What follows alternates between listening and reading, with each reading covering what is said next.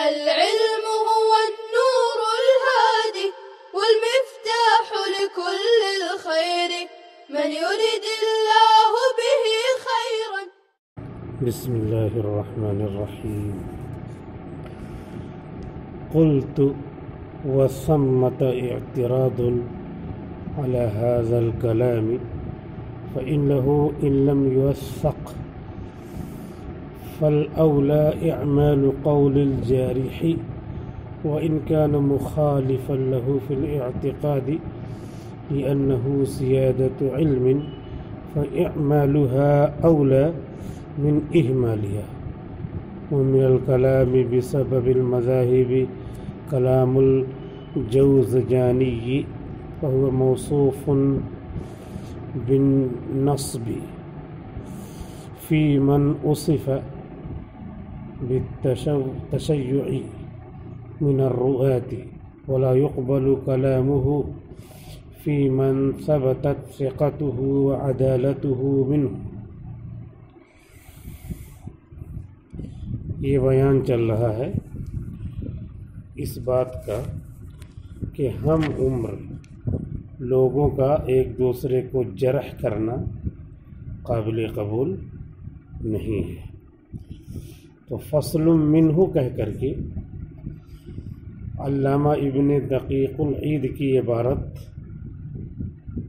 پیش کرنا تھا کہ اختلاف فی العقائد اگر ہے تو یہ آدمی اس پر جرح کرے گا تو جرح اور قبول نہیں ہوگی الا بشروط، مگر چند شرطوں کے ساتھ. وہ شرط یہ ہے کہ وہ جرح مفسر ہو، جیسا کہ وقال علامہ ابن دقیق العید نے دوسرے پیراگراف میں ومن هذا الوجہ میں کہا ہے کہ فإن رأيتها مختلفة فتوقف عن قبول الجرح غایت التوقف وما كان مطلقا او غیر مفسر فلا يجرح به. وہ جرح جو غیر مفسر ہے تو وہ اس جرح کا اعتبار نہیں ہوگا، اور اگر جرح مفسر ہے تو اعتبار ہوگا. تو یہ بات علامہ ابن دقیق العید کی عبارت سے پیش کرنا تھا. دو عبارت لائے، ایک المخالفۃ فی العقائد نیچے تک من المتقدمین، اور دوسری عبارت لائے ومن هذا الوجہ سے لے کر کے بتعدیلہ. اب اس کے بعد مصنف کتاب کہتے ہیں قلت وثمۃ اعتراض علی آخر هذا الکلام. یہاں پر اعتراض ہے اس کلام کے آخر پر، فإنه إن لم يوثق، کیونکہ اگر وہ آدمی ثقہ نہیں ہے اور ادھر جرح مبہم ہے، ایک آدمی ثقہ نہیں ہے ادھر جرح مبہم ہے، تو انہوں نے بتایا ہے کہ جرح مبہم کا اعتبار نہیں ہے، تو اعتراض کر رہے ہیں فالأولی اعمال قول الجارح. تو اولا یہ ہے کہ جارح کا قول عمل میں لائیں، فالأولی، کیونکہ ادھر تو ثقہ ہے نہیں، وہ لم یوثق، ادھر ایک آدمی جرح کر رہا ہے، تو پھر جارح کے قول کو عمل میں لانا چاہیے، کیونکہ یہ ایک بات جانتا ہے تو بول رہا ہے اور وہ ثقہ ہے نہیں.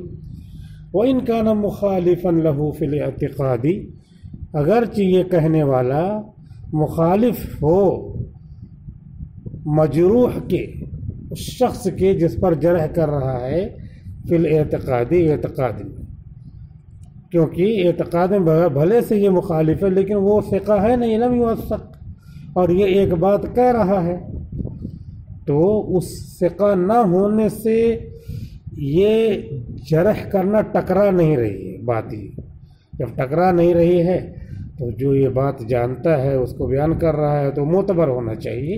یہ اعتراض ہے. لِأَنَّهُ زِيَادَةُ عِلْمٍ، اس لیے کہ یہ ایک مزید بات ہے، اس لیے کہ یہ علم کا اضافہ ہے. ایک بات زیادہ یہ جانتا ہے تو اس کی بات کو مان لینا چاہیے. فَإِعْمَالُهَا أَوْلَى مِنْ إِهْمَالِهَا، تو اس کو عمل میں لانا یہ اولا ہونا چاہیے، اولا ہوگا اس کے ترک عمل سے، یعنی جرح کرنے والا اگرچہ مجروح کے عقیدے سے الگ عقیدہ رکھتا ہے، لیکن چونکہ مجروح پہلے سے ثقہ ہے نہیں تو اس کی بات جرح والی معتبر ہونا چاہیے، اس لیے کہ زیادت علم، یہ ایک مزید بات کہہ رہا ہے، فَإِعْمَالُهَا أَوْلَى مِنْ إِعْمَالِهَا، اس کو عمل میں لانا یہ اولا ہے اس کو چھوڑنے سے، ترک عمل سے۔ وَمِنَ الْكَلَامِ بِسَبَبِ الْمَذَاهِبِ کلام الجوزجانی، اور گفتگو میں سے علامہ جوزجانی کا بھی کلام ہے مذاہب کے سبب سے، اور علامہ جوزجانی پر ناصبی ہونے کا الزام ہے، وہ موصوف بالنصبی، ناصبی ہونا، یعنی شیعوں کی ایک یہ بھی کیا ہے، جماعت ہے، فرقہ ہے، تو ناصبی اس کو کہتے ہیں، تو ان پر بھی الزام ہے۔ تو علامہ جوزجانی نے بھی مذاہب کے اختلاف کے اعتبار سے گفتگو کی ہے، فی من وصف بالتشیع، ان لوگوں کے سلسلے میں جو راویوں میں سے شیعہ ہیں، راویوں میں سے شیعہ ہیں، ولا يقبل کلامہ فی من ثبتت ثقتہ، ہاں ان کا کلام معتبر نہیں ہوگا اس شخص میں جس کا ثقہ ہونا ثابت ہے اور جس کی عدالت ثابت ہے ان میں سے۔ یہ تو ثقہ کے اوپر بات ہوئی تھی کہ اگر لم یوثق، اگر وہ ثقہ نہیں ہے، ایسا ثابت نہیں ہے، ثقہ ہونا ان کا ثابت نہیں، تو جارح کے قول کو تو عمل میں لانا چاہیے، لیکن کہہ رہے ہیں کہ جن کا ثقہ ہونا ثابت ہو، فی من ثبتت ثقتہ وعدالتہ منہ، جن کا عادل ہونا اور ثقہ ہونا ثابت ہو، تو پھر اب جارح کا جرح مبہم لا يقبل کلامہ، ای کلام الجارح للجرح، جرح کا کلام کیا ہوگا، معتبر نہیں ہوگا۔ الحاصل خلاصہ یہ نکلا کہ جرح مبہم معتبر نہیں ہے، جرح مفسر معتبر ہے، جرح مبہم جو بلا دلیل کے ہو، جرح مفسر جو دلیل کے ساتھ ہو۔ اور اسی سلسلے کی باتیں علامہ ابن دقیق العید کی 2 عبارت لا کر کے سمجھایا ہے، اور اس میں ایک نئی بات اختلاف فی العقائد کی بھی لائے ہیں کہ اختلاف فی العقائد کی بنیاد پہ جرح زیادہ ہوتی ہے، کہ آدمی جوش میں جرح کر جاتا ہے، کیونکہ وہ ضد بھی ہوتی ہے، دشمنی بھی ہوتی ہے، اس کی وجہ سے جڑ سے اس پر جرح کر جاتا ہے۔ لیکن اس کے باوجود بھی جو جرح کا قاعدہ ہے کہ جرح مبہم کا اعتبار نہیں ہے، جرح مفسر کا اعتبار ہے، اسی کو اخیر میں خلاصے کے طور پہ پیش کر دیا ہے۔ القاعدۃ الثامنۃ، 8واں قاعدہ، القاعدۃ الثامنۃ، 8واں قاعدہ، من لم یتعرض له بجرح ولا تعدیل واحتج به الشیخان او احدهما فهو ثقة،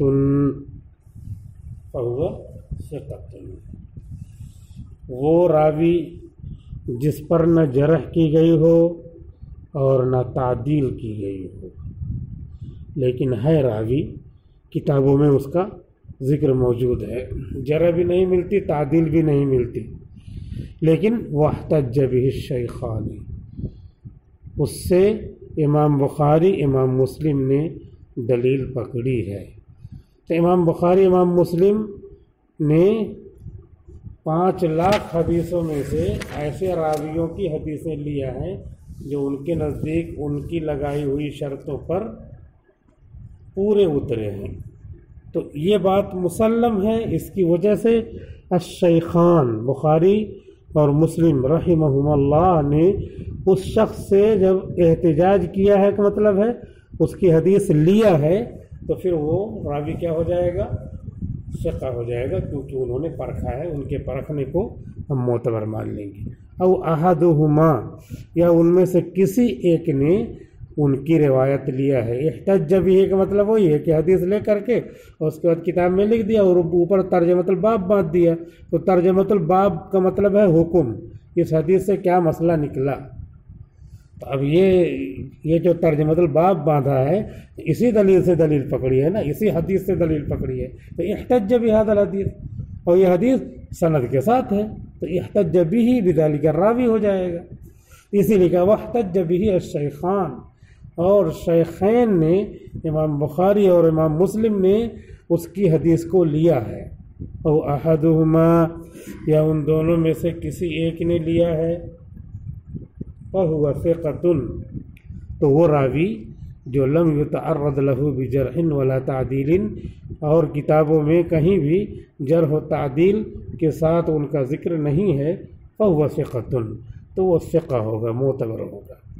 قال الحافظ الذهبي رحمہ اللہ فی الموقظۃ، حافظ ذہبی رحمۃ اللہ علیہ، محدث حافظ ذہبی علیہ الرحمہ فرماتے ہیں الموقظہ، فی الموقظۃ، موقظہ نامی کتاب میں صفحہ 79 پر، علی صفحۃ 79، صفحہ 69-70 نہیں ہے، 79 کہ 80، تو 7 9 کو کیا پڑھیں گے 79۔ من احتج به، یہ حافظ ذہبی کی عبارت لا کر کے قاعدے کو کیا بنا رہے ہیں، مستحکم بنا رہے ہیں، مؤید کر رہے ہیں، قاعدہ مؤید ہو جائے گا، یہ عبارت مؤید ہوگی۔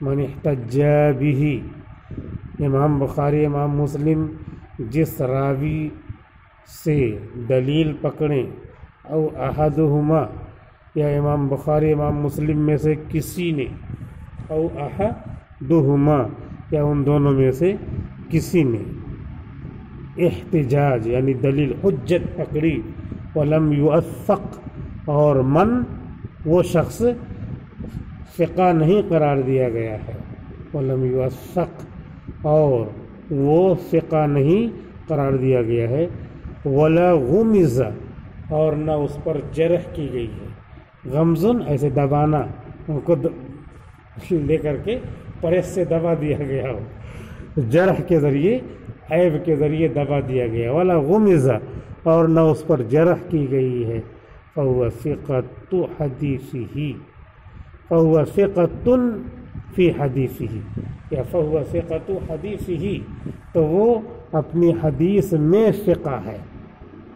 اضافت کی 3 قسمیں ہیں، اضافت لام پوشیدہ ہوتا ہے، من پوشیدہ ہوتا ہے، فی پوشیدہ ہوتا ہے۔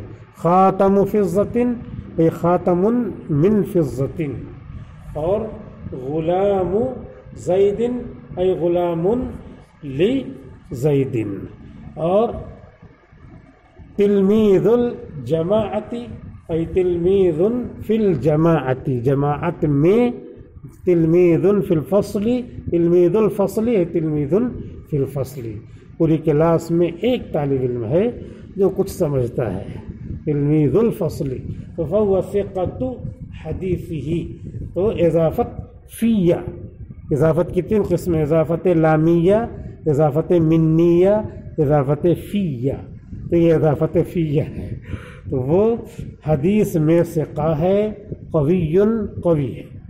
یہ عبارت حافظ ذہبی رحمۃ اللہ علیہ کی موقظہ میں صفحہ 79 پر موجود ہے۔ اس عبارت کے ذریعے پورا قاعدہ اوپر اٹھا لیا ہے، بنا لیا ہے کہ ایک آدمی ہے جس کو نہ ثقہ کہا گیا ہے اور نہ اس پر جرح کی گئی ہے، بجرح ولا تعدیل، لم یتعرض له بجرح ولا تعدیل، اور یہاں پہ کہا گیا ولم یوثق ولا غمز، ان کی اپنی عبارت ہے، ان کی عبارت کی تصحیح کی ضرورت نہیں ہے۔ ایسے عام عبارت رہے اور کسی کو دے دیا جائے اور بتایا نہ جائے کس کی عبارت ہے تو اس کو بنانا شروع کر دے گا، اب بعد میں بتا دیا جائے یہ مولانا وحید الصمد صاحب کی عبارت ہے، سمجھ رہے، تب پھر وہ سر پکڑے گا، ایسا ہوتا ہے۔ اب یہ ولا یوثق ہے، ولا غمز ولا یغمز کہنا چاہیے، کاٹ دے گا، آئندہ والا یغمز لکھ کے لانا. بعد میں بتایا ارے یہ تو علامہ ذہبی کی عبارت تم نے کر دیا. اچھا ان کی عبارت تھی تو بتایا کیوں نہیں؟ سمجھ رہے ہیں؟ تو نام کے ذریعے ڈر، عظمت اور ڈر کی بات آ جاتی ہے، ورنہ عبارت کیا ہے؟ قابل اعتراض ہے. ولم یوثق ہے تو ولم یغمز ہونا چاہیے تاکہ دونوں ایک طرح کی عبارت ہو جائے. وہاں پہ ہے بجرح ولا تعدیل، جرح مصدر ہے اور تعدیل بھی مصدر ہے، لیکن حافظ ذہبی ہیں اور ان کو اور بھی زیادہ اس میں فصاحت و بلاغت کے اور بھی قاعدے معلوم ہوں گے جو انہوں نے مراد لیا ہوگا. بہرحال اس میں ظاہری لمحے میں فوری طور پہ دیکھنے میں یہ ہے کہ آسان یہ تھا ولم یوثق ولم یغمز کہتے ہیں. من احتج بھی، جس سے دلیل پکڑ لیں امام بخاری امام مسلم یا ان دونوں میں سے کوئی ایک، ولم یوثق ولا غمز، اور ان کو نہ ثقہ قرار دیا گیا ہے اور نہ اس پر جرح کی گئی ہے، تو وہاں پہ کہا فہو ثقۃ واحتج به الشیخان او احدہما، ایسے کہا ہے انہوں نے. من احتج چونکہ اوپر سے عبارت چل رہی ہوگی تو اسی کی طرف مرجع لوٹا دیا ہے، ورنہ اس کا مرجع ہے نہیں کہ یہ بلا مرجع کے، کیونکہ بلا مرجع جو ہوتا ہے اس کو ضمیر شان کہتے ہیں یا ضمیر قصہ کہتے ہیں مؤنث کی ہو، لیکن یہاں پہ ضمیر شان ضمیر قصہ نہیں ہے، اوپر سے عبارت چل رہی ہے وہاں سے انہوں نے کاٹ چھانٹ کر کے اپنے مقصد کی عبارت یہاں ذکر کر دیا ہے. فہو ثقۃ حدیثہ، تو وہ حدیث میں ثقہ ہیں، قوی ہیں. تو یہ نیا قاعدہ پیش کیا القاعدۃ الثامنہ. اب اس کی شرح کر رہے ہیں، شرح القاعدۃ، قاعدے کی شرح. هذه القاعدة تتناول حکم من اخرج له الشیخان او احدهما وهو مستور لم يتعرض له بجرح ولا تعديل فحكمه أنه ثقة لأن احتجاج الشيخين أو احتجاج أحدهما پڑھیں گے، لأن احتجاج الشيخين أو أحدهما به توثيق له. یہ عبارت، اتنی عبارت کا ایک پیراگراف ہو گیا. پیراگراف اس کو کہتے ہیں، پیراگراف کہتے ہیں جو 2-3 جملوں کا مجموعہ ہو. 2-3 جملے کی مجموعے کا نام کیا ہے؟ پیراگراف. اس میں 2-3 جملے ہو گئے یہ پیراگراف. دوسرا پیراگراف پھر بنا دیں گے. شرح القاعدۃ، قاعدے کی شرح.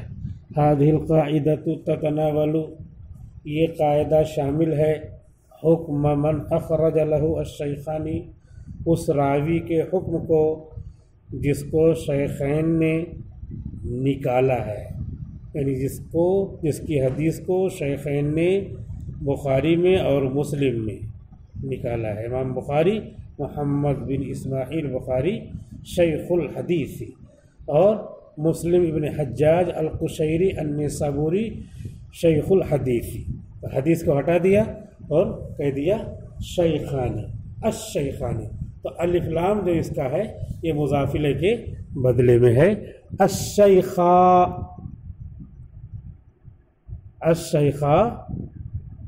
نی فی الحدیث، تو شیخا الحدیث، تو الحدیث کو ہٹا کر کے ان کو کہہ دیا ہے الشیخانی. تو اسی لیے جب شیخان حدیث کے باب میں بولا جائے تو پہلے سے بھی معلوم ہے، لیکن میں تشریح کرنے لگا کہ نحو کی جو دلیلیں ہوتی ہیں انہی دلیلوں سے وہی مضمون جو حدیث کا ہے، وہی مضمون جو فقہ کا ہے، وہی مضمون جو اصول فقہ کا، وہ نکالا جا سکتا ہے اور نکالا جانا چاہیے، تاکہ وہ بات اپنے سے نہ کہی ہوئی معلوم ہو بلکہ مدلل ہو. مدلل جو بات ہوتی ہے اسی کو محقق کہا جاتا ہے، وہ محقق ہو جاتی ہے، کیونکہ دلیل سے جو بات کہی جائے وہ کیا ہوتی ہے؟ محقق ہوتی ہے. ایک آدمی مضمون نگاری کر رہا ہے، بہت شاندار بول رہا ہے، اور ایک آدمی کیا ہے؟ ایک آدمی کہہ رہا ہے یہ مسئلہ ہے، یہ دلیل ہے، یہ بات مضبوط مانی جاتی ہے. اسی لیے مولانا تھانوی وغیرہ کی عبارتیں جو ہوتی ہیں وہ زیادہ چاشنی نہیں لیے رہتی ہیں، لیکن مدلل رہتی ہیں، اسی لیے مضبوط رہتی ہیں. ان کی باتوں کو پڑھنے میں کوئی لذت نہیں ملتی ہے، لیکن لذت نہ ملنے کے باوجود ان کی باتیں مدلل ہیں، ہر جگہ ان کی بات کو پیش کیا جا سکتا ہے. لیکن دوسرے لوگوں کی باتیں کیا ہیں؟ شاعرانہ ہوتی ہیں. ان من البیان لسحرا، بے شک بعض بیان کیا ہیں؟ جادو ہوتے ہیں. تو جادو مدلل نہیں ہوتا ہے کہ پتہ نہیں کہاں سے پیش کیا ہے. اسی لیے اللہ کے رسول کو شاعر نہیں بنایا گیا، کیونکہ شاعر کی بات مدلل نہیں ہوتی ہے، جادوئی ہوتی ہے. وَمَا عَلَّمْنَاهُ الشِّعْرَ وَمَا يَنبَغِي لَهُ، ہم نے آپ کو شعر سکھایا ہی نہیں تاکہ کوئی یہ نہ کہہ دے کہ آپ کی بات کیا ہے جادو ہے اور آپ کی بات شاعرانہ ہے. نہیں، جو ہے سب کے سب کیا ہے محقق ہے. اسی وجہ سے الشیخانی نحوی بات کو یہاں پہ ذکر کر دیا. اذان ہو گئی ہے اور ٹائم بھی پورا ہو گیا ہے، اور اس 2.5 سطر کی عبارت میں بات وہی ہے، صرف ترجمہ کرنا ہے، ترجمہ اگلے مرحلے میں کر لیں گے. لیکن چونکہ اسی قاعدے کی شرح ہے تو بات مضمون وہی ہے کہ شیخین جس کو ذکر کر دیں تو اس کی توثیق کی گئی ہو نہ اس کی جرح کی گئی ہو، تو ظاہر سی بات ہے ان کا اس حدیث کو ذکر کر دینا اور ان کے نام کو اپنی کتاب میں لے آنا، یہ کیا ہے فَهُوَ ثِقَةٌ تَوْثِيقٌ لَهُ، اس کے لیے یہ چیز کیا بن جائے گی؟ توثیق بن جائے گی، وہ ثقہ ہو جائے گا. والسلام علیکم ورحمۃ اللہ وبرکاتہ. السلام عليكم. لا تنسوا الاعجاب بالفيديو والاشتراك في القناة تشجيعا لنا لنستمر بنشر المزيد إن شاء الله.